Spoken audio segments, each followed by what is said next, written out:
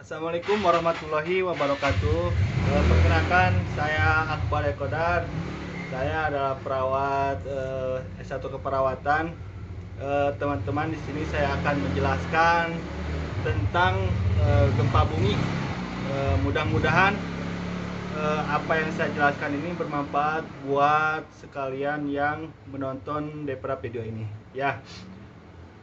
Nanti ada pengertian, kemudian bagaimana kita yang kita lakukan ketika saat terjadi gempa, kemudian setelah terjadi gempa ya. Mohon disimak dengan baik-baik. Kita mulai. Pertama-tama, gempa bumi. Gempa bumi adalah merupakan getaran permukaan bumi atau peristiwa oleh kekuatan-kekuatan dari dalam yang menyebabkan dislokasi atau pergeseran pada bagian dalam bumi secara tiba-tiba. Ya, itu merupakan pengertian dari gempa bumi. Gempa bumi ini kemudian ada penyebabnya. Di antaranya pertama yaitu gempa bumi akibat atau disebut juga gempa bumi vulkanik. Gempa bumi vulkanik ini terjadi karena gunung api, getaran gunung api. Gempa bumi ini akibat ada aktivitas magma, kemudian yang biasa terjadi sebelum gunung api meletus ya. Kemudian apabila keaktifannya semakin tinggi, maka akan menyebabkan timbulnya ledakan yang juga menimbulkan terjadinya gempa bumi.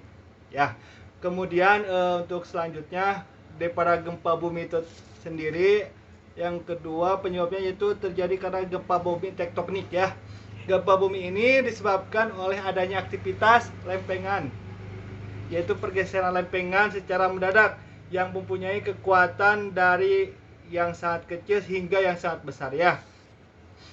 Kemudian selanjutnya daripada gempa bumi ini yang muncul akibat longsoran ya, ada juga yang muncul akibat longsoran ya.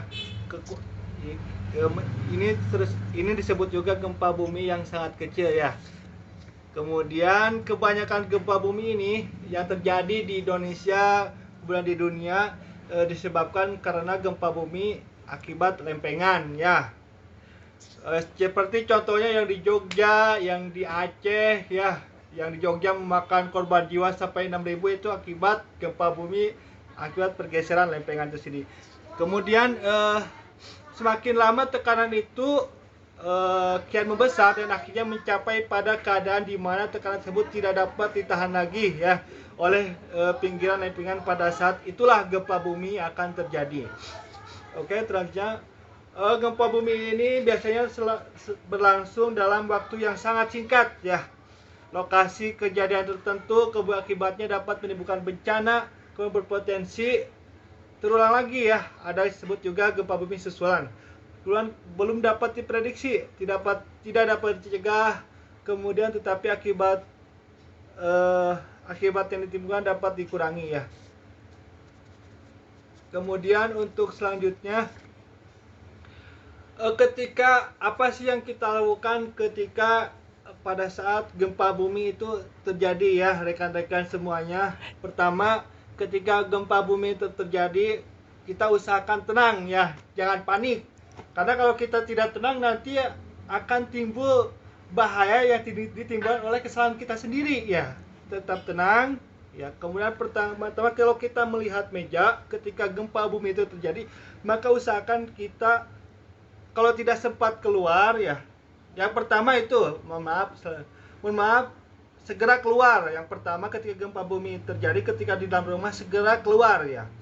Kemudian apabila cara pertama ini tidak bisa karena ruangan kita ini sangat jauh ke pintu, maka kalau kita melihat meja di dekat kita, kalau dimungkinkan tidak bisa keluar, maka kita segera berlindung di bawah meja ya, di bawah meja.